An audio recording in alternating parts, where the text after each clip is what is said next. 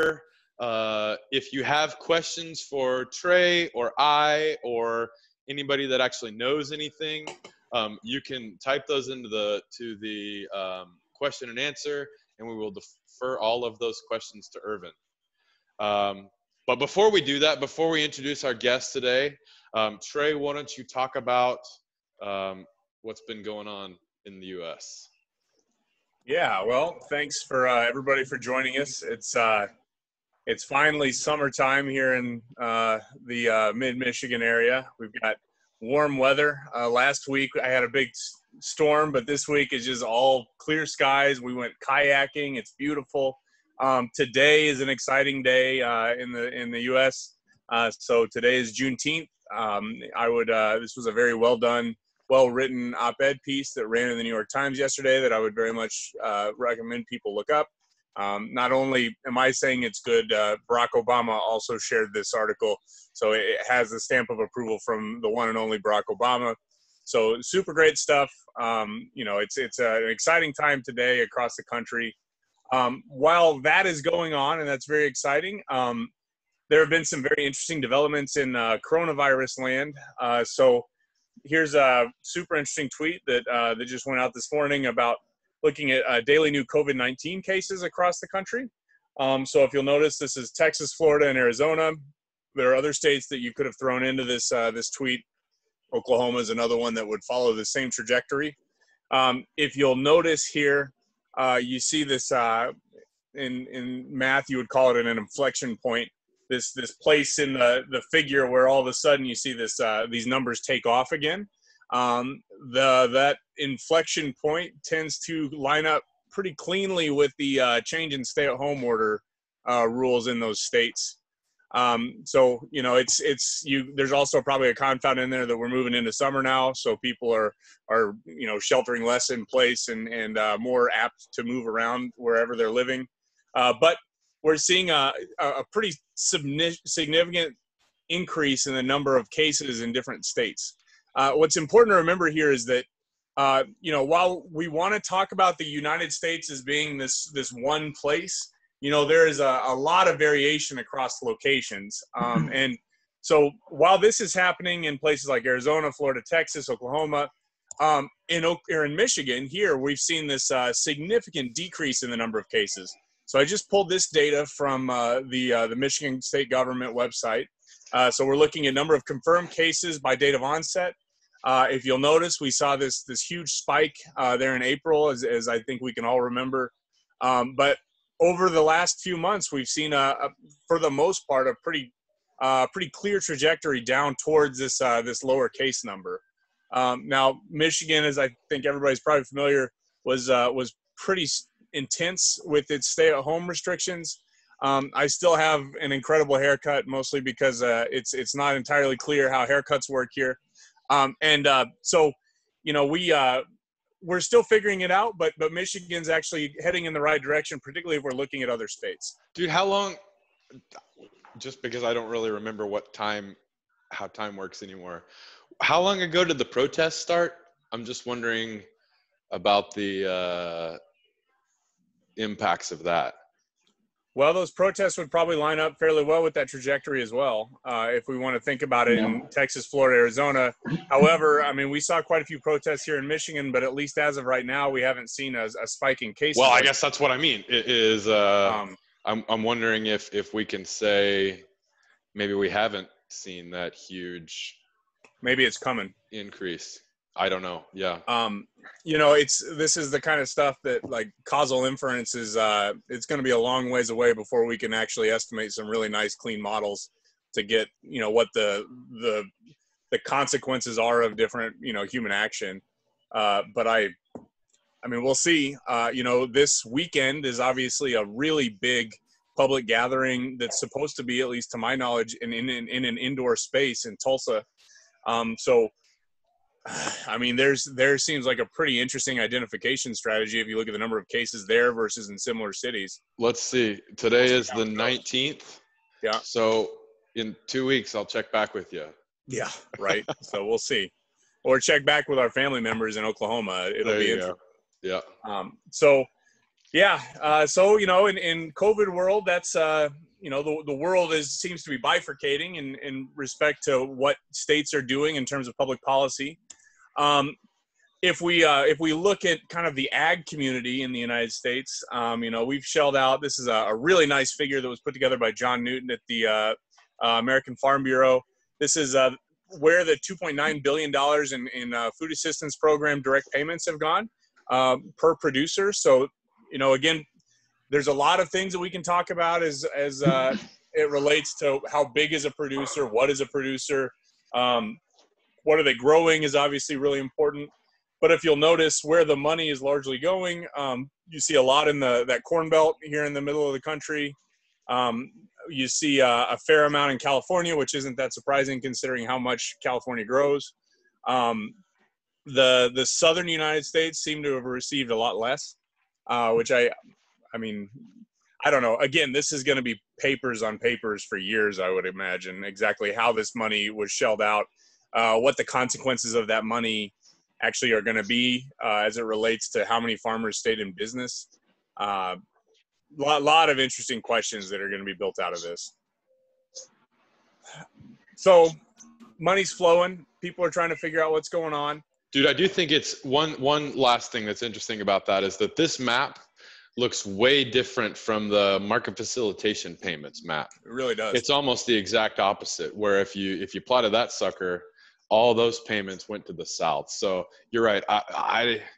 So I know a little bit about the rules of how this thing was allocated, but it is interesting to see. There was a lot of complaints, at least in Michigan, about how the MFP was distributed, and then I can imagine exactly the opposite parties arguing about how this was distributed.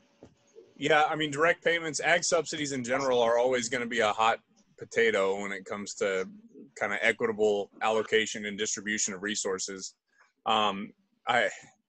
This is going to be something that I know, when the public policies were being passed, everybody was trying to scramble to come up with something. I don't know who the winners and losers are yet, but I think that's going to be a topic for years. Okay, so I just wanted to highlight a couple more things, and this I pulled off of Jason Lusk's blog. We were really, ag was in the news all the time there for like a few weeks as we saw these prices increasing and we saw these shortages was what the media was arguing about. And that was everywhere.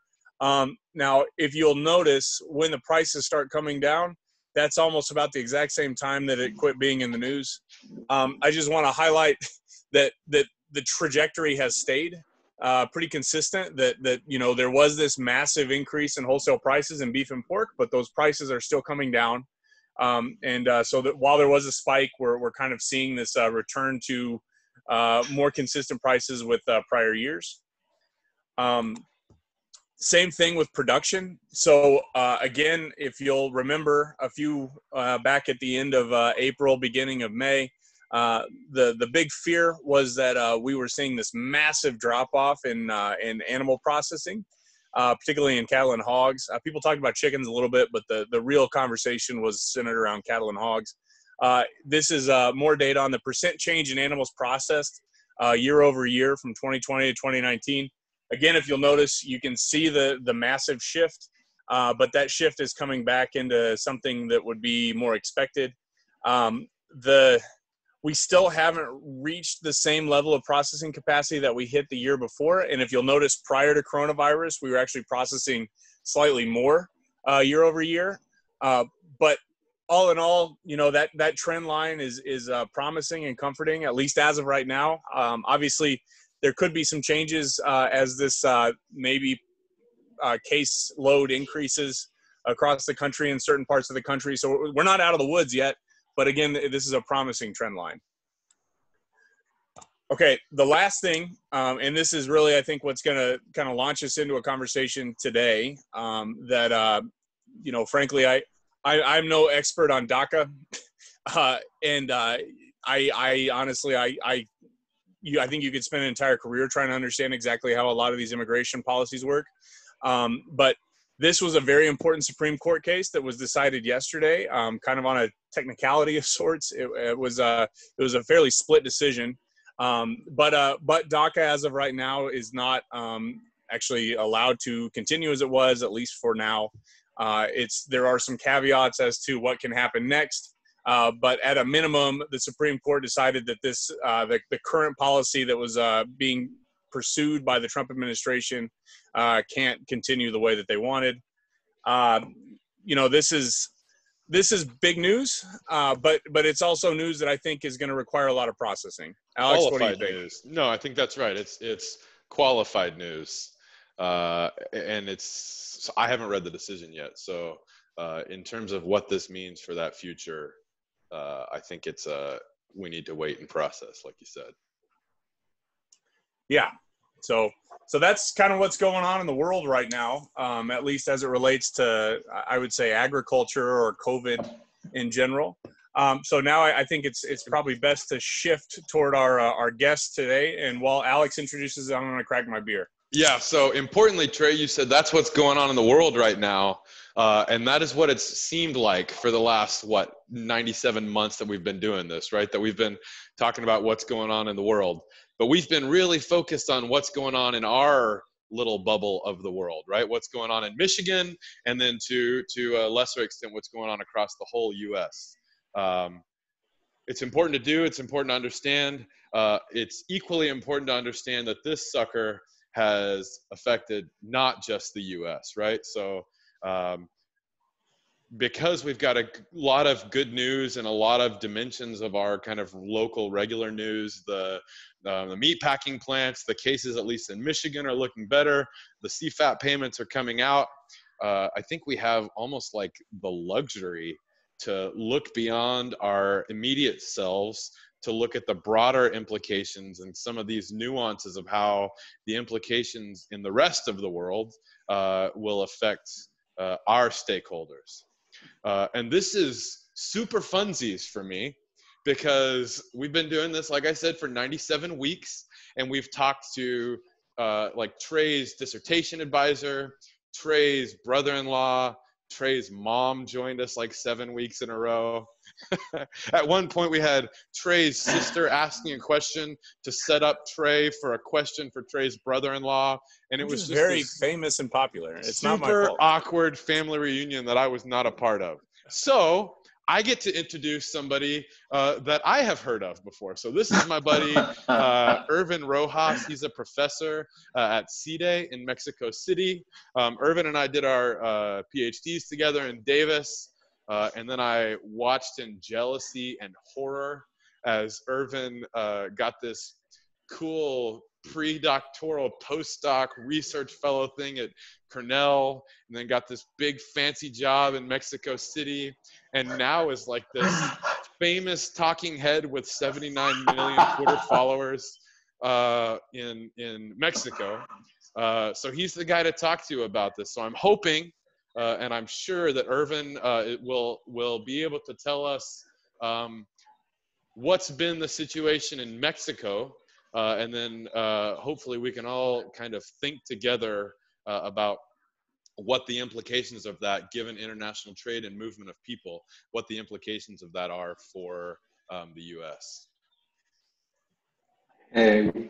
Thank you, Alex. It's really a pleasure. And I don't know how many of those things you have just said about me are true, but the main one and the one that makes me happy today is to see you after a long time for the first time with that nice hair come to your side. Yeah, I haven't given myself a homemade haircut like Trey. I'm just kind of. No, his hair's. I did at some point. Did you? I couldn't. Yeah, that makes me nervous, and I cannot have a long hair as I used to. But yeah, having said that, yeah, I'm honored to be here, and as you said, this is something that concerns everybody, and hope I can share some of the things that I have been trying to follow these last weeks with you, and find it important and interesting. Well, great. Can we get you to share your screen and we can kind of jump in? Okay. Yeah, let me share my screen. I have prepared couple of slides.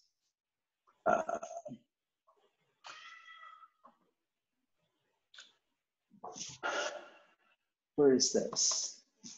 Okay.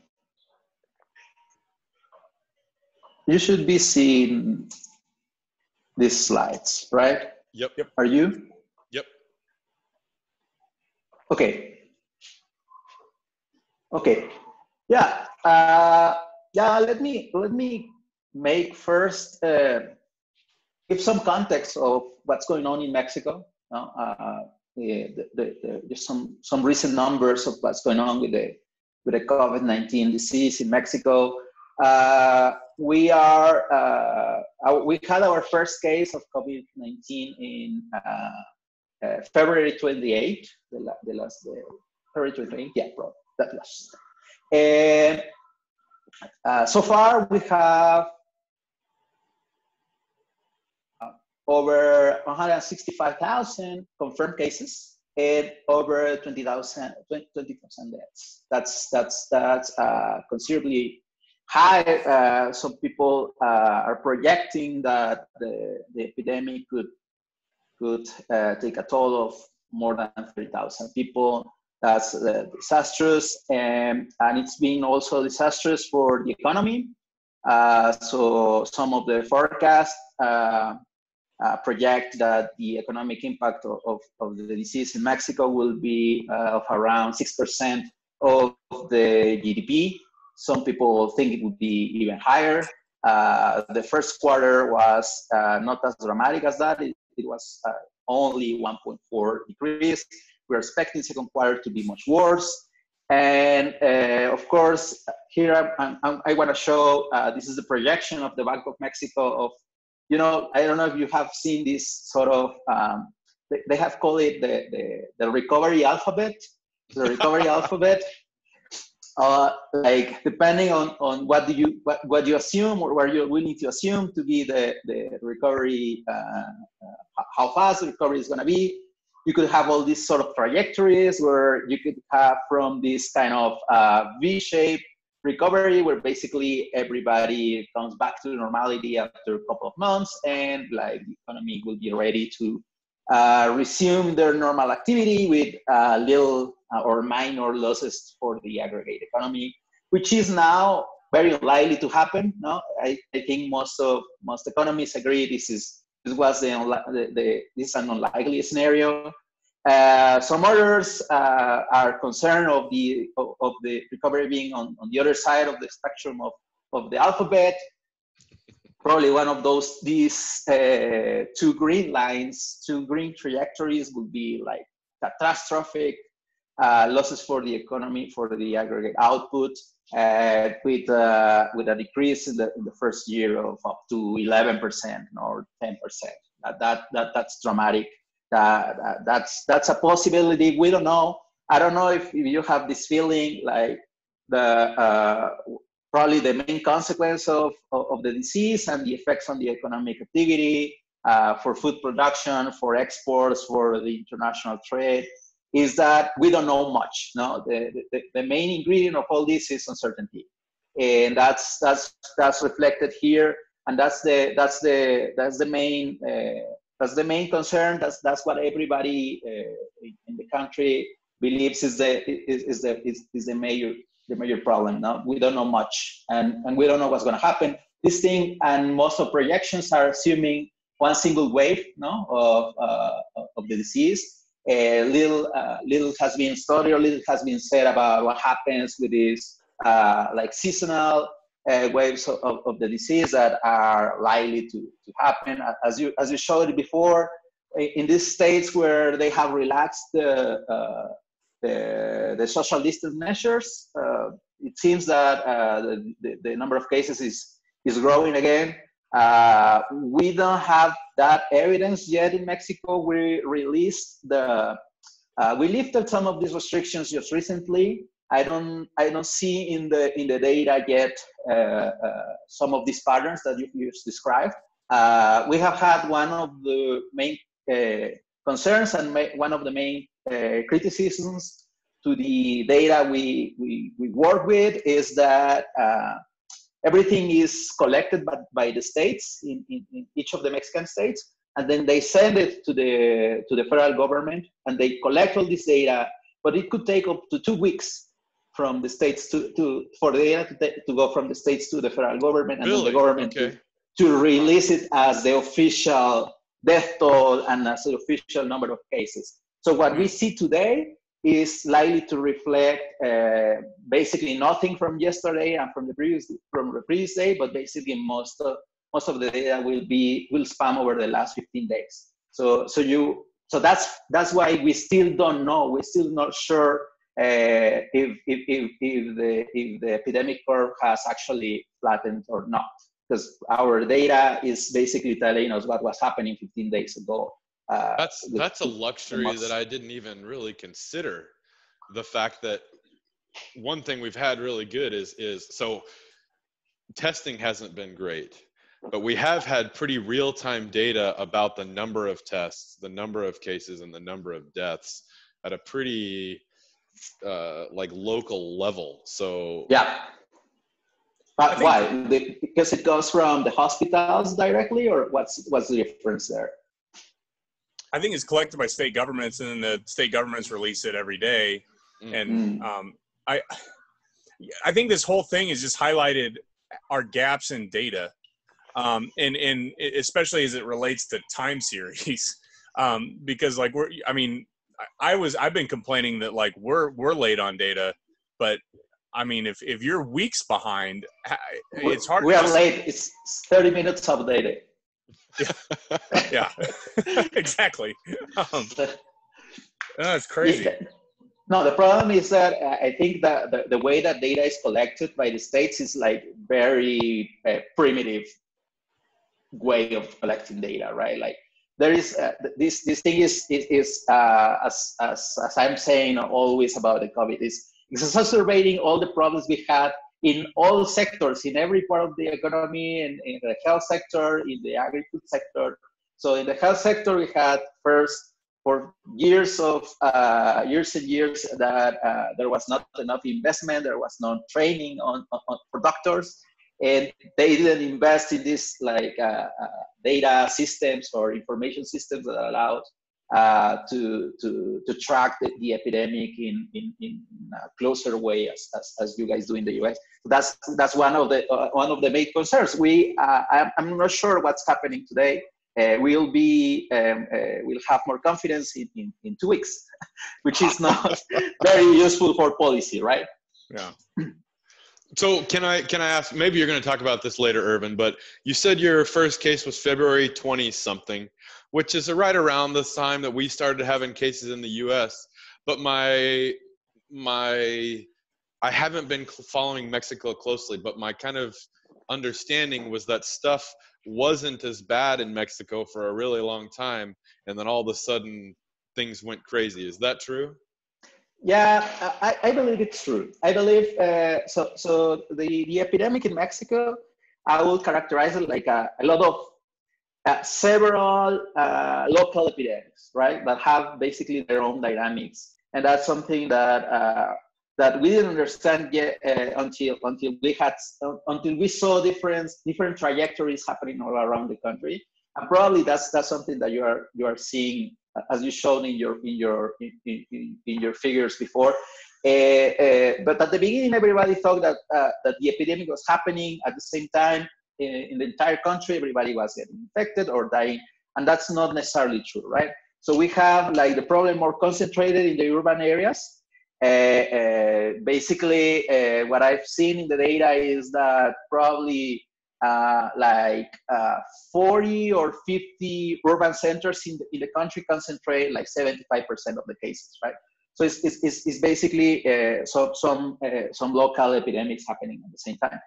And as you said, we had this delay in the first case, probably like 2 weeks or maybe 3 weeks after you had your first in the US, which meant that you could have some time to prepare for this. I think the official version of it, what the government claims is that they actually started preparing for this as early as January 1st. I think the main indicator of of the preparedness of a local epidemic is how they handle their health, the health resources in the area. I mean, so that's the indicator of if you are ready or not. So there are some capacities that you cannot extend, or you cannot make much bigger, because even if you could buy 10,000 ICU machines or hospital beds, you cannot train as many doctors as needed for those. But what the government in Mexico says is that basically in most of the states, the health capacity in each of these regions hasn't been there is no system overflow of health resources, right? There's some anecdotal evidence from newspapers, from the international press that say basically that this is not true, that several people are dying because they don't receive the appropriate care. But the official numbers say that the system is still is not overflown. What was a main concern in this area of the health resources is that Mexico is one of the countries at least in the OCDE with the lower number of hospital beds per people. Okay.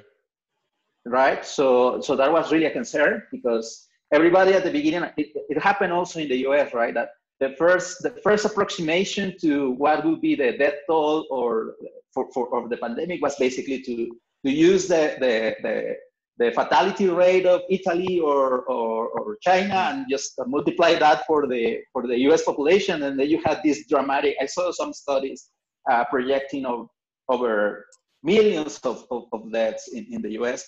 At the end, it was not that crazy. Well, in Mexico. So it seems that it's not going to be like that, those huge numbers. But still, I think the problem with the health, the number of health resources is still the main issue for the epidemic. Can I ask, slightly switching, but one of the things I'm really interested in on this slide is your breakdown between non-essential and essential activities. Trey and I have ranted at each other for hours and hours and hours, and even wrote a paper about this distinction. One thing that so it generally tends to follow the US, but one thing that's really obviously different is you have restaurants characterized here as an essential economic activity. Have the restaurants stayed open? No, they stayed open, but only for delivery or to go. Okay. You can just pick up.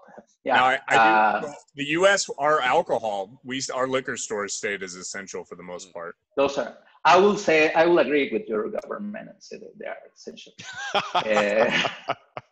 Yeah, you and me both.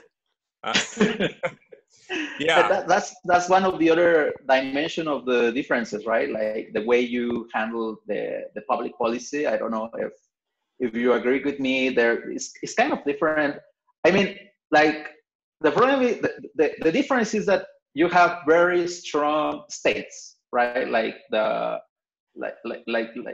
a lot of difference, power. Yeah, a lot of the difference across states is significant, no? And some states can do very different things to the other states. And here we have more like federal mandated regulation and some experiments across the states that were not really enforced, right? Some states, for example, it's not mandatory from the federal government to wear masks in public. Some states tried to make it mandatory, but they were not really successful in doing it. So your public policies were generally implemented at the federal level, where here there was pretty much just an open-ended, states decide how they want to implement the public policies and however they write them. There was some federal guidance on those policies, but even that was kind of open-ended as to how do you interpret it. Yeah, But that wasn't the case. I think that's the case. Hmm. So you didn't have a federal policy mandate, right? At all. I don't know if that's true. So we had like all this, for example, these definitions of what's considered essential and not essential is defined at the federal level. So should apply for everyone. And like, for example, we didn't have mandatory shutdowns. I mean, like, you like schools were canceled, all these non-essential economic activities were canceled, but you could easily go out and, I don't know, if you wanted to play soccer in the middle of the street, you could do, right? You cannot go, they cannot do anything. You could go to the restaurant and buy food and eat it outside, and nobody will say anything. All they will not deny the service. So in those terms, like the government in Mexico is basically saying that they tried not to do like making very strong policies, because a lot of people cannot handle, like for example, the economic activity, right? So in a country with a lot of people, most of the population living under extreme or severe economic conditions, not everybody can just stop working and live out of their savings, right?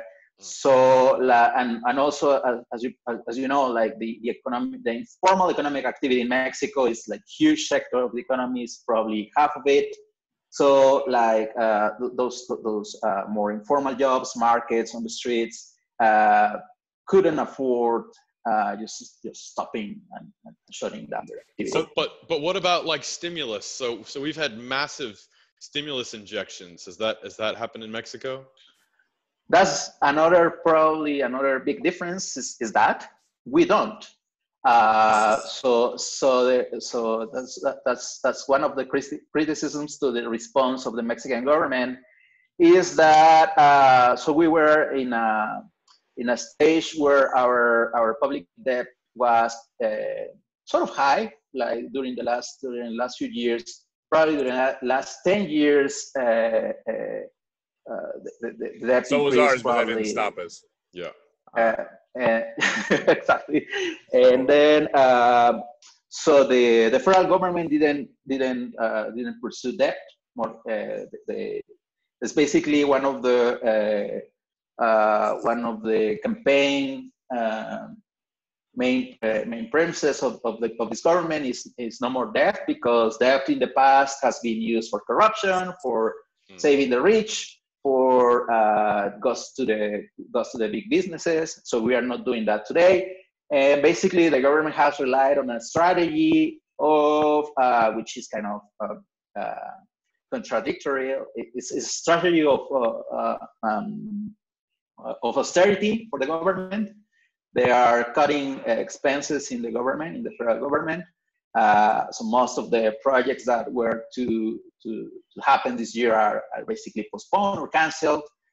Some of the resources that are still available at the federal level are trying to be redirected to some of the social programs that the government had before the pandemic, which are basically social programs for elderly, social programs for people that are in secondary schools, and social programs for the agricultural sector, but for small production.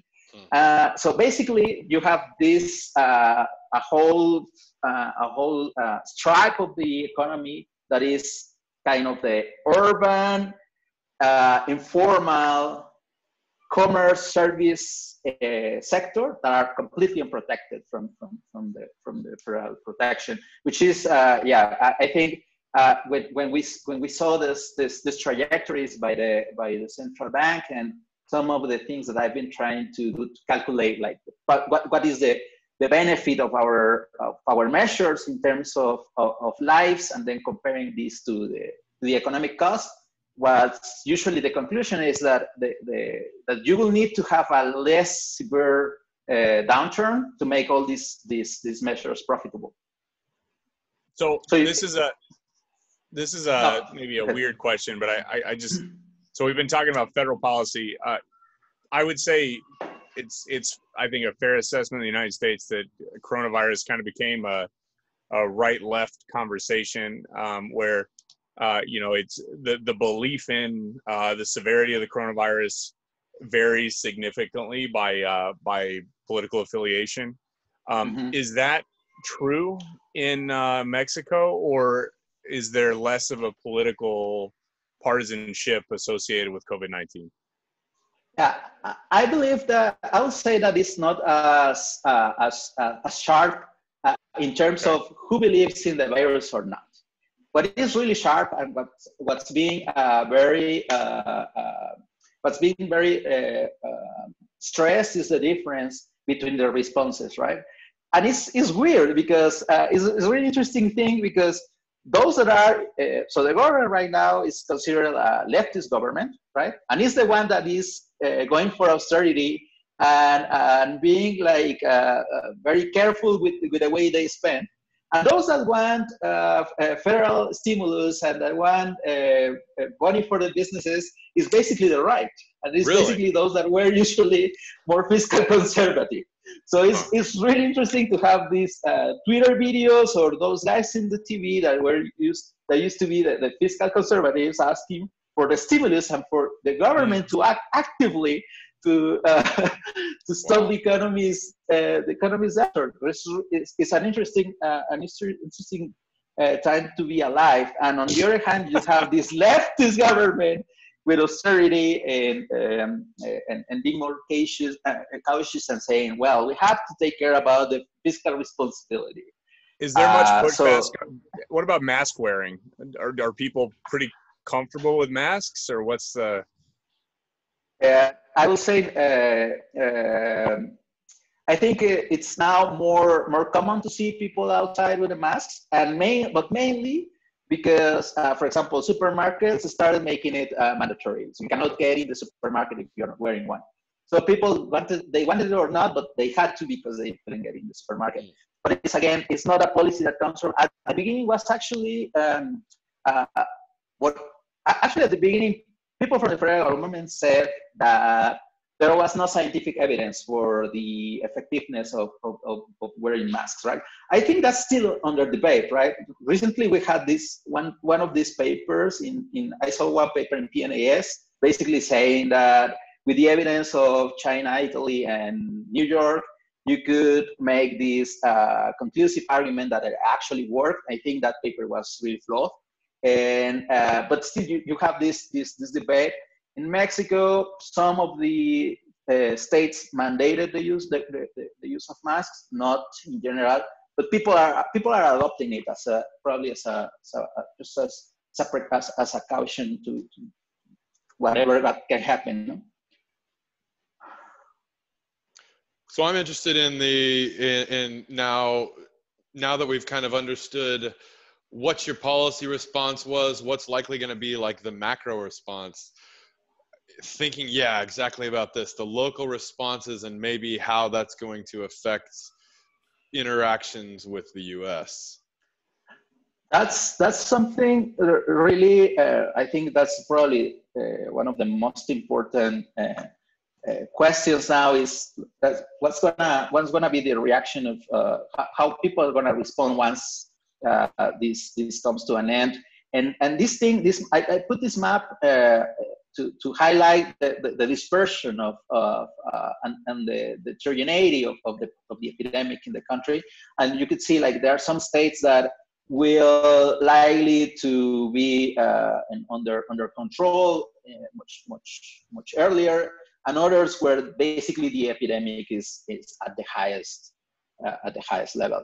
That was not population. This isn't per capita, right? So it's kind of just a population map. This is just the number of cases. Yeah. Okay. This is just the number of cases. Okay. What's the implication? for the US, I believe one of the, so you could have some channels, some direct channels, I believe, are very obvious in terms of like the demand for food or the demand for any other product that Mexico imports a lot of things from the US. But you could have also these more indirect costs, I believe, that I don't know, haven't seen really something formal or of trying to link these issues with the US and with the US market. One of them is, for example, the effect the crisis will have on poverty.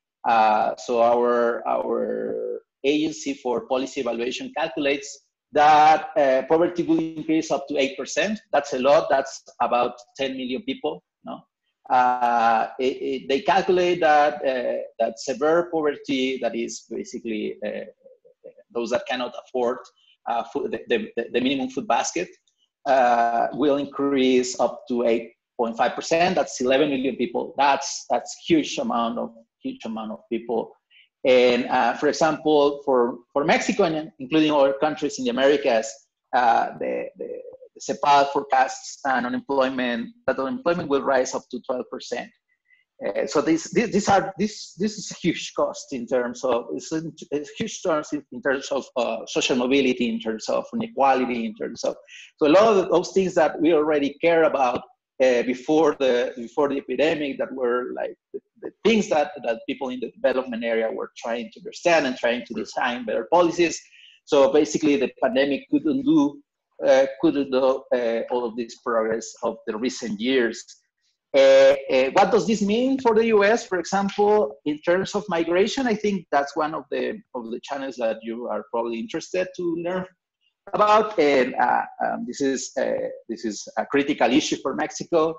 Migration has been like a way of going around these periods of crisis during the 80s and the 90s, right? So going to the US for many of these families was the only way to find a living. So maybe that's one of the dimensions where we should expect some effects, some interesting effects. On the one hand, you will have this number of people that probably will try to find some way to survive by migrating to the US. But also at the same time, what I see from the US perspective is you have this all this political, probably, if you want to put it that way, political dimensions that can go on the other direction. I don't know if you see it this way. I've seen, for example, that unions in Washington and California are demanding safer conditions for workers in farms. Basically, that could represent an increase in the cost of labor, which is very important. It's an important share of the total cost in agriculture. And also, I see in the epidemic what I refer as a perfect excuse for restrictions to mobility. You know, that were already in place before the epidemic. From the U.S. perspective, no, not only in the farm, in the ag sector, in all sectors, you have these restrictions for visas, and probably you heard how the process of getting green cards and visas was getting much longer than it used to be. This is what I've heard. And well, this is basically saying that the visa program could become much more expensive, or basically that you will have many of these farms that rely on temporary workers, basically unable to hire the labor they need from Mexico. This is, I think, one of the most important dimensions for the U.S. I don't know if this could result in we have been discussing these ideas of how much the robotization and the automatization of agriculture will take to really being put in place extensively. I don't know if this is something that's going to make that happen. Well, so let me ask you like 9 million questions, all in a row, and give you a chance to answer none of them. Are you ready? Go ahead. So, I was born ready. I want to know first, man, about like all of these things. I think the length of run over which we're talking about really matters for this, like when you're talking automation versus labor. So I want to talk first about the short run, meaning like within this season. And then I guess after that we can think about those longer terms. But do you happen to know, I know you've studied migration a lot, do you happen to know what share of those laborers, whether undocumented or having a temporary visa, what share of those are coming from Mexico versus the rest of Central America? I don't know, but I don't know the exact number. It should be more than 70%. 70% from Mexico? From Mexico, yeah, yes. Okay. And so, yeah, in the short run, what I see, what I expect to happen is that not that dramatic impact because they are still in the U.S., right? Because they didn't flow away. Well, I'm just asking. So yeah, you're right. We don't even freaking define short run versus long run. Yeah, go ahead. Sorry. Well, I'm just thinking about so if 30% of these people are coming from further down in Central America, and you guys have been hit really hard with this, you've talked about the restrictions on mobility in the U.S. I'm wondering about restrictions on mobility in Mexico in terms of letting these people come in from further south. We are having a stronger policy these recent years, right? So one of the criticisms to the current government is that we are implementing policies that seem to be acting like a shield for the U.S., like preventing them of even coming to the U.S. border and stopping them on the south of the border. I think that's gonna still happening. But the other thing that might happen, I believe, is that for example, for illegal workers, they will extend their stay in the U.S. Right? Some of these illegal workers go back and forth. Now they will think it twice of coming back in Christmas because it's more dangerous. I don't know if also this will increase, or as I was saying, gives the perfect excuse for making stronger border protection or all these ideas that the federal government had in the recent past about the wall or whatever. I guess I was envisioning a different scenario in which Mexico says, we've been hit really freaking hard. We've got enough to deal with other than policing the U.S.'s border. So I could imagine them getting more relaxed in that dimension. I don't think that's happening. I think it's more like political. It's a political thing. It's the way we solved this. I think it was like 1 year ago. Was basically the U.S. was threatening Mexico on tariffs, and we made an agreement on migration. That's the way we solved it, and it's basically. So that's the way. So it's not necessarily. It's a lot of things connected. It's not necessarily because we are dealing with a bigger problem. We also have a problem with tariffs. We also have a problem with the access to U.S. markets, and we don't wanna touch those things that are kind of very sensitive. So on that topic, this is maybe a dumb question, but what is the attitude of the Mexican people or Mexican politics to the United States right now? Is it warming, cooling? It's the same. I think different on different policies. I think it's different policies, but I think it started cold. No, it started cold.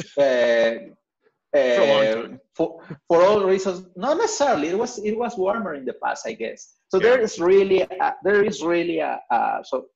if you make a survey on how you like leaders of the world, you will have surely a bad perception about the U.S. president and the federal government.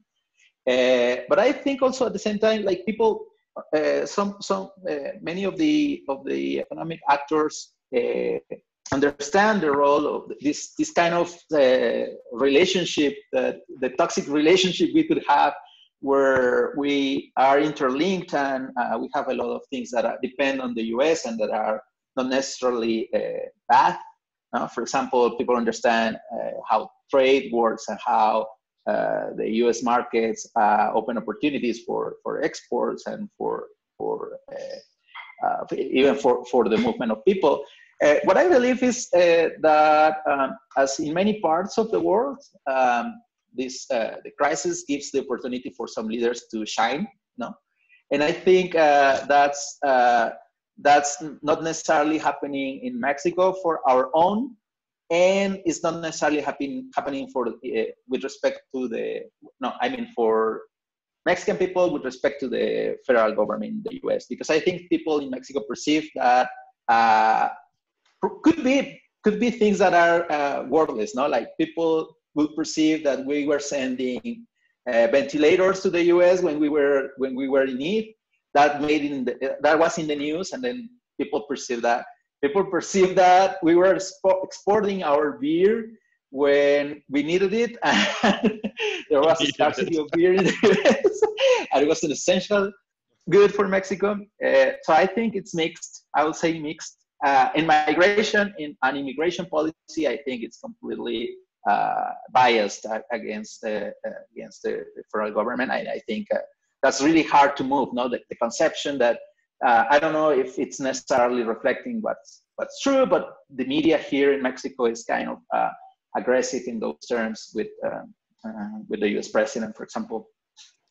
Can I ask a question about again immigration? I'm still dwelling on immigration. Sure. So in graduate school, I remember you had this big fancy model that had all these integrals and stuff, where you developed this weird fancy model of the dynamics of the immigration decision, right? From the household's perspective. And I'm just wondering, on your heat map that you put up there, if you could talk about where the people that tend to migrate come from, what the status is like, and then as these heat maps get redder, does that make the likelihood of immigrating more likely or less likely? That's interesting, because that's something that needs to be clarified, is that in general, like the people who migrate to the US are not the poorest of the poor, right? So they have some means actually to migrate, like an investment. That's the idea. So then if you discard the southern states, which are the poorest states in Mexico, you will have like this corridor in the middle of the country that we used to call the Bajío, which is basically, I don't know if you can see my small hand there. Yep. That's Jalisco, and then you have Michoacán, and then you have Guanajuato, and then you have this other state, Hidalgo. Those states contribute a lot, a high share of the amount of Mexican migrants. Puebla also, this one here. And what you can see first here is that all of them are in kind of this kind of dark red. I don't know what color is that. So there are still relatively high proportions of people with the virus, and the death toll in those states is expected to be high. So Jalisco is one of the main contributors to the number of cases and deaths, and also Puebla, which actually Puebla was the origin of the first cases. So in those terms, I believe the epidemic will have important impacts in these areas, not as bad as in the poorest states, which I think tells you again this story about the things that we used to care are more important now. We used to care how these poor states could do better. Now probably we will have to do much more. But then in these states that are not as poor as the southern states in Mexico, those are likely those are the states that are more likely to have more flexibility in terms of those who can migrate or not, because they're not that poor as those in the southern countries, southern states, and they are and they have more this tradition. I don't know if that, I don't like to use that word, but it's a lot in the sociological discussion. Trey is a behavioral economist, so you can use any of those made-up things you want. Made up. Yeah, sociologists used to say like it's like a spirit of the migrant. No, there's some literature of that. So these guys this is the traditional states where people migrate from. If something really happens, I think it should happen from those states. I don't see this as a threat to public health, maybe because... A threat to what, sorry? Public health. Okay. Well, that's not what I was asking. I was asking about farm labor supply. So, because what I think you said was you've got to have some level of wealth to migrate. You've talked about the massive impacts of this thing on people's wealth and incomes. So you're talking about how red these states are, which are the states that are predominantly states where people migrate from, which to me suggests a reduction in the farm labor supply into the U.S. Which is really important, I think, given how constrained we are in labor already. So what I think you're saying is that you're just most likely to make this worse.